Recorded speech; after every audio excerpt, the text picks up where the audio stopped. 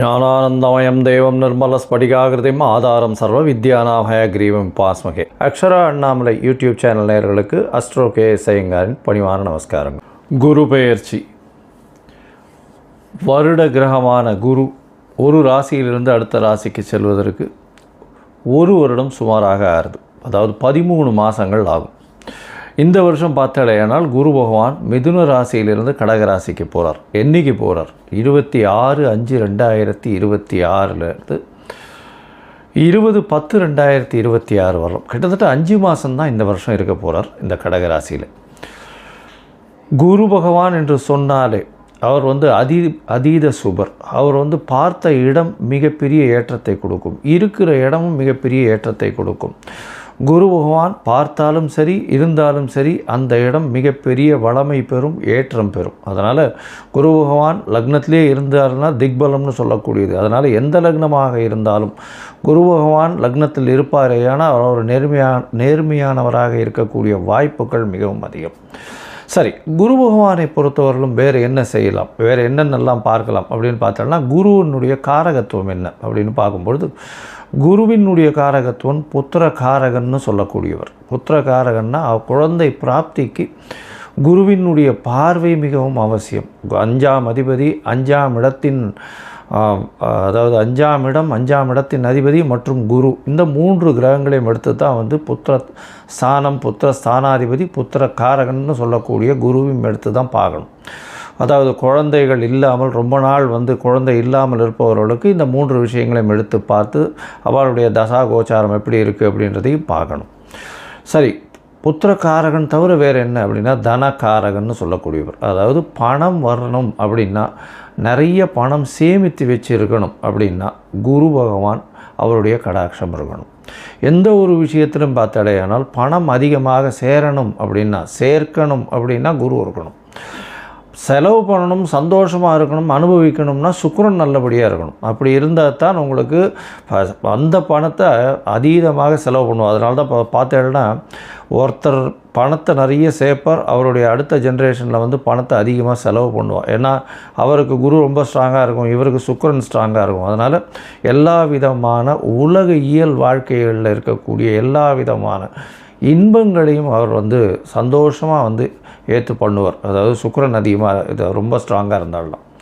சரி, குரு பகவான் நேர்மையானவராக இருக்கக்கூடிய வாய்ப்புகள் அதிகமாக இருக்கும். ஏன்னா கற்பது, கற்றுக் கொடுப்பது, கற்பிப்பது இதுதான் அவருடைய தொழிலே. அதை தவிர பார்த்தாலேனா எல்லாருக்கும் சொல்லிக் கொடுக்குறது. அதனால் சொல்லிக் கொடுக்குறதுன்னா இப்போ என்ன சொல்கிறதுனா நாலேஜ் ட்ரான்ஸ்ஃபர்னு சொல்லுவோம், கேடி அப்படின்னு சொல்லக்கூடியது. அதே மாதிரி ஹெச்ஆர் அப்படின்னு சொல்லக்கூடியது, அட்மினிஸ்ட்ரேட்டிவ் இன்சார்ஜ், இந்த மாதிரியான விஷயங்களை சொல்லக்கூடியவர். அதே மாதிரி தங்கம் அப்படின்னு சொன்னோம்னாலே குருவுக்கு உண்டான ஒரு மெட்டல்னு சொல்லக்கூடியது தங்க ஆபரணங்கள். அதாவது எப்படி சொல்லணும்னா, தங்கத்தை ஆபரணங்களாக பண்ணி ரொம்ப நகாசு வேலைகள்லாம் பார்த்தா அதில் சுக்கிரன் இருக்கும். ஆனால் அது பொதுவான தங்கம் அப்படின்னு அந்த மஞ்சள் நிறத்தோடு இருக்கக்கூடிய ஒரு தங்கம் அப்படின்னு வச்சேன்னா அந்த தங்கத்தினுடைய வெயிட்டு, தங்கத்தினுடைய இதுவை பார்த்தாலேனால் குருவினுடைய ஆற்றல் இருக்கும். அதனால தான் தங்கத்திற்கு குருவினுடைய இது உலோகமாக கொடுக்கப்பட்டிருக்கு. சரி, இது தவிர தாவரத்தில் பார்த்தாலேனா முல்லைப்பூ, முல்லை செடி, அது தவிர இந்த வேர்க்கடலை இனிப்பு வகைகள், அதாவது கடலை மிட்டாய்னு சொல்லக்கூடியது, வேர்க்கடலை இனிப்பு வகைகள், சக்கரை பொங்கல், இந்த மாதிரியான விஷயங்கள். அது தவிர பார்த்தாலேனால் இந்த குரு பகவானுக்கு உண்டான மஞ்சள் மூக்கு கடலை, வெள்ளை மூக்கு கடலை, கருப்பு மூக்கு கடலைன்னு இந்த குரு பகவானுக்கே சுண்டல் போடுவோம். அது தவிர மஞ்சள் துணி, இது எல்லாமே குரு பகவானை சொல்லக்கூடிய விஷயம். குரு எல்லாவற்றிற்கும், அதாவது தேவர்கள் எல்லாருக்குமே அவர் தான் குரு. அதனால் இந்த குரு பகவான் எந்த கிரகத்தை பார்த்தாலும் குருவுக்கே எல்லா விஷயங்களிலும் அதிகாரம் உண்டு. அதனால் எந்த ஒரு தீய கிரகத்தை பார்த்தாலும் அவரும் கட்டுப்பாட்டில் வருவார். அதாவது தீய கிரகம்னு சொல்லக்கூடியது சூரியன், செவ்வாய், அதை தவிர ராகு, கேது, சனி வாழெல்லாம் சொல்கிறோம். இந்த கிரகங்களை பார்த்தாரேயானால் அந்த கிரகங்கள் சுபப்படக்கூடிய வாய்ப்புகள் மிகவும் அதிகம். எந்த இடத்தில் இருந்தாலும் இந்த துர்கிரகங்கள் குருவின் பார்வையினால் சுபப்படக்கூடிய வாய்ப்புகள் மிகவும் அதிகமாக இருக்கும். சரி, இந்த குரு பகவான் இப்போது மிதுன ராசியிலிருந்து கடக ராசிக்கு போகிறார். இந்த குரு பகவானுடைய காலபுருஷ தத்துவத்தின் ராசி பார்த்தோம்னா 9ஆம் ராசியும் 12ஆம் ராசியும், அதாவது 9ஆம் ராசி அப்படின்னு சொல்லக்கூடியது தனுசு, 12ஆம் ராசின்னு சொல்லக்கூடியது மீனம். இந்த 2 ராசிக்கும் அதிபதியாக இருக்கக்கூடியவர் குரு. இந்த குரு பகவான் கடகத்தில் உச்சம் பெறுறார். கடகத்தில் உச்சம் பெறக்கூடியவர் குரு பகவான். இதில் என்ன ஒரு பெரிய விசேஷம் அப்படின்னா, குரு பகவான் 9ஆம் இடத்துல அதாவது உங்களுக்கு படிப்பு, அதை தவிர வெளிநாடு போய் படிப்பு, மேற்படிப்பு, இது எல்லாமே குரு பகவானால் நல்லபடியாக ஆசீர்வதிக்கப்பட்டால் மட்டுமே உங்களுக்கு கிடைக்கும். அதே மாதிரி 12ஆம் இடத்தினுடைய அதிபதினு சொல்லக்கூடியவர் காலபுருஷ தத்துவத்தின் பிரகாரம், அதன் மூலியமாக பார்த்தேனால் குரு பகவான் சுப செலவுகளை கொடுப்பார். அதாவது 12ஆம் இடம் செலவுகளை கொடுக்கறது, அதாவது அயன சயன போகஸ்தானம் விரயஸ்தானம்னு சொல்லக்கூடிய இடம். உங்களுக்கு சுப செலவுகள் கொடுக்கணும், அதாவது பணம் வந்தாலும் சுபமாக இருக்கணும். அதை தவிர வெளிநாட்டில் போய் உங்களுக்கு அங்கேயே இருந்து பிஆர், அதை தவிர பர்மனெண்ட் ரெசிடென்ஷிப், அதை தவிர இந்த க்ரீன் கார்டு, இந்த மாதிரியான விஷயங்கள், H1B இதெல்லாம் வாங்கி அங்கேயே பர்மனெண்ட்டாக செட்டில் ஆகக்கூடிய பாக்கியத்தையும் உங்களுக்கு குரு பகவான் 12ஆம் இடத்துல இருந்தாலும் சரி, 8ஆம் இடத்திலிருந்து 12ஆம் இடத்தில் பார்த்தாலும் உங்களுக்கு அந்த வாய்ப்பினை நிச்சயமாக கொடுப்பார். சரி, இந்த குரு பகவான் இந்த ஒரு ராசிக்கும் என்ன பண்ணுறார் அப்படின்றத நம்ம பார்க்கலாம். அதற்கு முன்னாடி இந்த குரு பகவானை பொறுத்தவரையிலும் இன்னொரு பெரிய விசேஷமான விஷயம் என்ன அப்படின்னா, குரு பார்க்க கோடி நன்மைன்னு சொல்லுவோம். குரு பகவானுடைய பார்வைன்னு சொல்லக்கூடியது எந்த ராசியில் இருக்காரோ அந்த இடத்திலிருந்து 5ஆம் இடத்தையும் 7ஆம் இடத்தையும் 9ஆம் இடத்தையும் பார்க்குறார். 7ஆம் இடம்ன்றது 180 டிகிரியில் எல்லா கிரகங்களும் தன்னுடைய 180வது டிகிரியை பார்க்கக்கூடியது 7ஆம் இடம். அதில் எந்த ஒரு விஷயம் இல்லை. இப்போ விசேஷ பார்வைகள்னு சொல்லக்கூடியது செவ்வாய், சனி மற்றும் குரு, இந்த 3 கிரகங்களுக்கு இருக்குது அப்படின்னு சொல்கிறோம். அதை தவிர பார்த்தோம்னா ராகு கேத்துக்கு 3-11 இருக்குது, 3ஆம் இடமும் 11ஆம் இடமும் பார்க்கக்கூடியது இருக்குது அப்படின்னு சில கிரந்தங்கள் சொல்கிறது. இப்போது குருவினுடைய பார்வை 5-9, அதாவது அதிகமாக, அதாவது விசேஷ பார்வைகளாக இருக்கும். 5ஆம் இடம்னு சொல்லக்கூடியது விருச்சிகத்திலையும், 9ஆம் இடம் அப்படின்னு சொல்லக்கூடியது மீனத்திலையும் விழுறது. இதை தவிர மகரத்தையும் அவர் பார்க்குறார். ஏன்னா 7ஆம் இடமான கடகத்திற்கு 7ஆம் இடம்னு சொல்லக்கூடியது மகரம். இந்த மகரத்திலையும் அவர் அவரை பார்க்குறார். இதன் மூலியமாக என்ன ஆகும்? குரு பார்க்க கோடி நன்மை, அந்த இடம் எல்லாமே வளம் பெறும், சுபம் பெறும். அதை தவிர பார்த்தேனால் குரு பார்க்கறதுனால திருமண பாக்கியங்கள் ஏற்படும். அதாவது குரு பலம் வந்ததா அப்படின்னு சொல்லக்கூடியது. குரு பலம் வந்தது அப்படின்னு சொல்கிறது என்னென்னா, குருவினுடைய பார்வை 2, 4, 7, 8, 12 இந்த மாதிரியான விஷயங்களில் வந்ததே. ஆனால் குருவினுடைய பார்வை பட்டாலே, அதாவது அது நிச்சயமாக அவர்களுக்கு திருமண பாக்கியம் ஏற்படக்கூடிய வாய்ப்புகள் மிகவும் அதிகம். இதை தவிர பார்த்தேனால் 5ஆம் இடத்தை குரு பார்த்தாலும், அது தவிர 5ஆம் இடத்தில் குரு இருந்தாலும் குழந்தை பிராப்தியும் ஏற்படக்கூடிய பாக்கியம் உண்டு. அதனால் இந்த குரு எந்த இடத்தில் இருந்தாலும் சுபத்தை செய்வார். எந்த இடத்தில் இருந்தாலும், எந்த துர்கிரகங்களோடு இருந்தாலும் அவரையும் சுபப்படுத்தக்கூடிய வாய்ப்புகள் மிகவும் அதிகம். இந்த குரு சிம்மத்தை பார்த்து, அதாவது பொதுவாகவே பார்த்தோம்னா சிம்மத்தை பார்த்து, சிம்மாதிபதியும் பார்த்து, அந்த மாதிரியான பொசிஷன்லாம் வந்ததுன்னா குரு பகவானை பொறுத்தவரையிலும் அரசாங்கம், அரசு தொழிலில் பெரிய ஏற்றத்தை கொடுக்கக்கூடியவராக இருப்பார். அதனால் குரு பகவான் மிகப்பெரிய ஏற்றத்தை கொடுக்கக்கூடிய காலகட்டமாக அமையும். சரி, இந்த குரு பகவானை பொறுத்தவரையிலும் எளிய பரிகாரங்கள் அப்படின்னு சொல்லக்கூடியது என்ன அப்படின்னு பார்த்தோம்னா, குருவினுடைய காயத்ரி. குருவினுடைய காயத்ரி என்ன அப்படின்னு பார்த்தோம்னா, ஓம் ரிஷபத்வஜாய வித்மஹே கிருணி ஹஸ்தாய தீமஹி தன்னோ குரு பிரச்சோதயாத்து அப்படின்ற இந்த குரு காயத்ரி மந்திரமும், இல்லை குரு பிரம்மா குரு விஷ்ணு குரு தேவோ மகேஸ்வரா குரு சாக்ஷாத் பரபிரம்மா தஸ்ய குரவே நமஹா அப்படின்ற இந்த குருவினுடைய எளிய இந்த காயத்ரி மந்திரத்தையும் ஒரு நாளைக்கு 3 தரம் சொல்லிட்டு வர்றதன் மூலியமாக எந்த விதமான பிரச்சனைகளும், குருவினால் வரக்கூடிய பிரச்சனைகள் நிச்சயமாக அகலும். அதை தவிர பார்த்தோம்னா இன்னும் எளிய பரிகாரம்னு சொன்னால், அருகில் இருக்கக்கூடிய தட்சிணாமூர்த்திக்கு போய் நெய் வழக்கு போட்டு வாங்கும், நெய் தானம் கொடுங்க. கோவிலில் இருக்கக்கூடிய அர்ச்சகருக்கு வேஷ்டி தானம் கொடுங்க. அதை தவிர பட்டு தானம் கொடுங்க. உங்களால் முடிஞ்சதுன்னா சதுர்த்தி தேங்காய் உடைச்சின்னு வாங்க. குரு பகவானுக்கு உண்டானது தேங்காயின்னு சொல்லுவான். அதனால் பிள்ளையாருக்கு தேங்காய் உடைக்கிறது பெரிய விசேஷம். அதை தவிர நெய் போட்டு சக்கரை பொங்கல் பண்ணி இது பெருமாளுக்கு இது பண்ணிவிட்டு எல்லாருக்கும் கொடுக்கறது ரொம்ப பெரிய விசேஷத்தை நிச்சயமாக கொடுக்கும். சரி, இப்போது ஒரு ராசியாக மேஷம் முதல் மீனம் வரை இந்த குரு பெயர்ச்சி என்ன மாதிரியான மாற்றங்களை கொடுக்கும் அப்படின்றத பார்க்கலாம். அதற்கு முன்னாடி என்னுடைய மொபைல் நம்பர் ஸ்க்ராலிங்கில் போயின்னு இருக்கும்.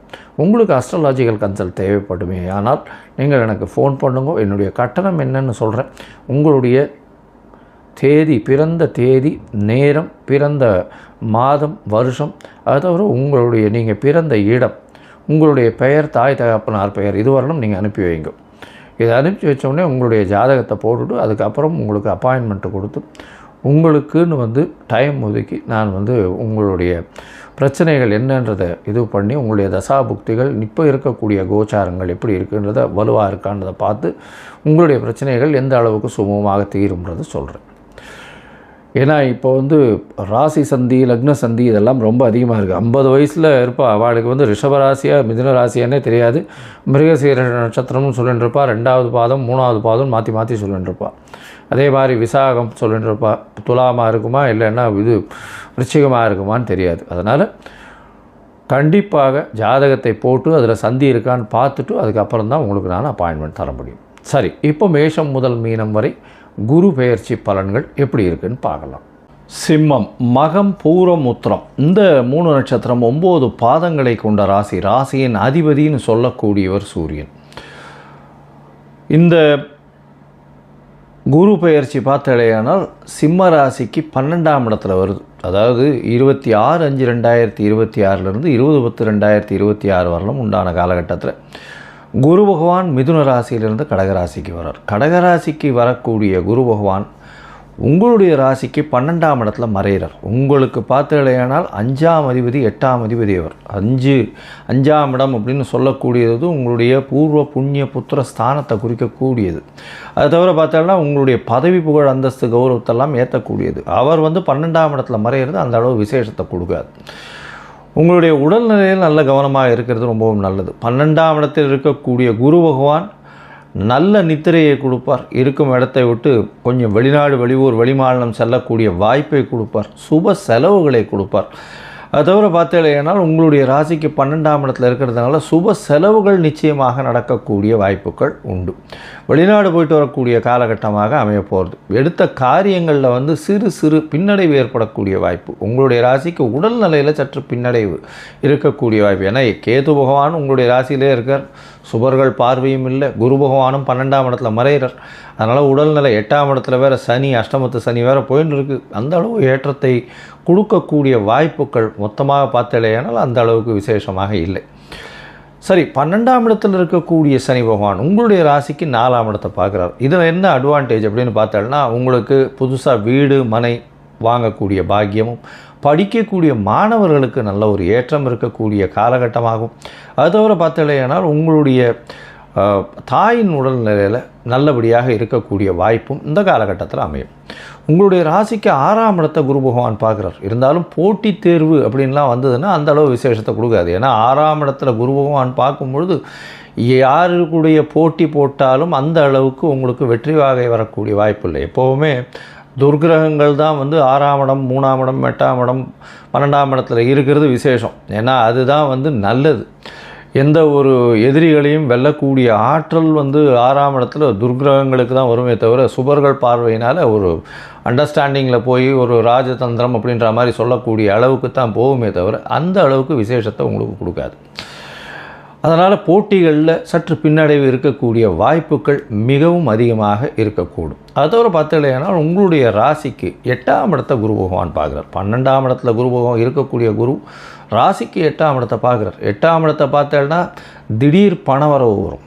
வெளிநாடு, வெளியூர், வெளிமாநிலம் செல்லக்கூடிய வாய்ப்பு வரும். மறைந்திருந்து இருக்க வேண்டிய காலகட்டமாக இருக்கும். அது தவிர பார்த்தோம்னா 8ஆம் இடத்தை எடுத்து சொல்லும் பொழுது மறைந்த விஷயங்களிலிருந்து பொருள் வரும். மறைந்த விஷயங்கள் அப்படின்னு சொல்லக்கூடியது ஹார்ஸ்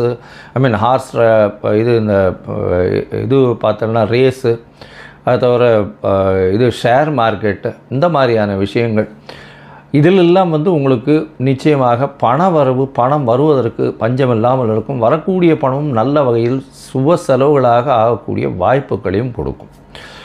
மொத்தத்தில் பார்த்தோன்னா இந்த சிம்ம ராசிக்காரர்களுக்கு 12ஆம் இடத்து குரு அந்த அளவுக்கு விசேஷத்தை கொடுக்காது. 12ஆம் இடத்துல இருக்கக்கூடிய குரு உங்களுடைய தூக்கத்தை, நல்ல தூக்கத்தை கொடுக்கும், உங்களுடைய உடல்நிலையில் சற்று பின்னடைவை கொடுக்கும். அதை தவிர உங்களுடைய 6ஆம் இடத்தை பார்க்குறதுனால வெற்றி வாய்ப்புகளை சற்று பின்னடைவுக்கு கொண்டு போகக்கூடிய வாய்ப்புகள் மிகவும் அதிகம். போட்டிகளில் என்டர் ஆகாமல் இருக்கிறது அது உங்களுக்கு ரொம்பவுமே நல்லதாக இருக்கும். அதை தவிர 4ஆம் இடத்தை பார்க்கக்கூடிய குரு பகவானை பார்த்தாலேயானால் படிக்கக்கூடிய மாணவர்களுக்கு ஏற்றத்தை கொடுக்கும். அதை தவிர புதிய வீடு மனை வாங்கக்கூடிய வாய்ப்புகளை நிச்சயமாக கொடுக்கும். இந்த காலகட்டத்தில் புதிய வீடு மனைன்றதை விட பழைய வீட்டை நீங்கள் விற்கணும்னு நினச்சிங்கன்னா அது நல்ல விலை போகக்கூடிய வாய்ப்பு. அதுவும் சுபமாக நல்ல ஒரு இடத்துக்கு போய் அது வழியாக நல்ல ஒரு பணம் வரக்கூடிய வாய்ப்புகள் நிச்சயமாக வரும். உங்களுடைய ராசிக்கு பார்த்தாலேயானால் 10ஆம் இடத்தில் இருக்கக்கூடிய 10ஆம் இடத்தை பார்க்கக்கூடிய குரு பகவான் சனி வீட்டை சனி இருக்கக்கூடிய இடத்த பார்க்குறார். அதனால் கொஞ்சம் உடல்நிலையில் சற்று இம்ப்ரூவ்மெண்ட் இருக்கக்கூடிய வாய்ப்பு கொஞ்சம் இருக்கும். இருந்தாலும் உங்களுடைய ராசியிலேயே கேத்துவும் 12ஆம் இடத்துல குரு பகவான் மறையிறதும் அந்த அளவு விசேஷத்தை கொடுக்காது. குழந்தைகள் மூலியமாக பிரச்சனைகள் வரக்கூடிய வாய்ப்புகள் இந்த காலகட்டத்தில் வரும். குழந்தைகள் மூலியமாக அதீத செலவுகள் வரக்கூடிய காலகட்டமாக அமையக்கூடிய வாய்ப்புகள் உண்டு. அது தவிர உங்களுடைய ராசிக்கு 8ஆம் இடத்தில் இருக்கக்கூடிய சனியின் மூலியமாக உடல் நலத்தில் பின்னடைவு இருக்கக்கூடிய வாய்ப்புகளும் நிச்சயமாக இருக்கும்.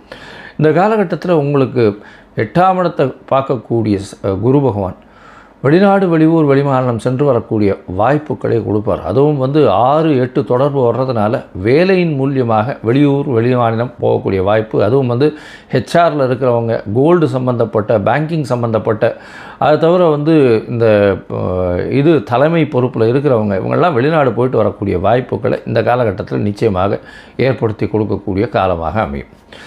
இந்த காலகட்டத்தில் உங்களுடைய தசாபுக்தி அந்தரம் சூக்ஷ்மம் அந்த அளவுக்கு விசேஷமாக இல்லை அப்படின்னா நீங்கள் அருகில் இருக்கக்கூடிய பட்டமங்கலம் போய் தட்சிணாமூர்த்தியை சேவிச்சுட்டு வாங்க. பட்டமங்கலம் தட்சிணாமூர்த்தியை சேவிச்சுட்டு அங்கே ஒரு மஞ்சள் துணி ஒன்று தானம் பண்ணிட்டு வாங்க. அதை தவிர நெய் விளக்கு போட்டுட்டு வாங்க.